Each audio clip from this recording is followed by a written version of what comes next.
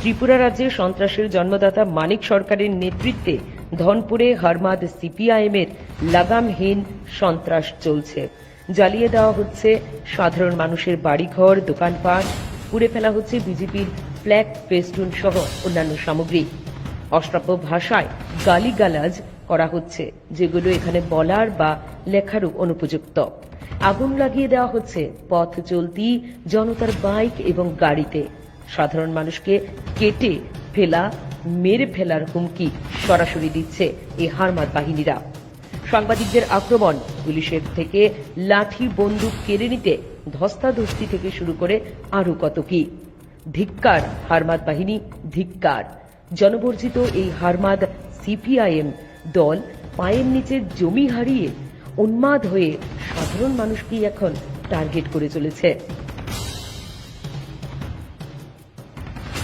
যারা অংশগ্রহণ করেছেন, আমি বলবো আপনারাই হচ্ছেন আজকের দিনের হিরো হিরোইন।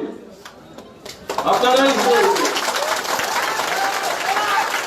যেটা বলতে চাইছি, আপনারা আজকে যা করলেন এটা শুধু কাঠালিয়া ব্লকের জন্য দৃষ্টান্ত না, সারা ত্রিপুরার সামনে আজকে আপনারা এই সাহসী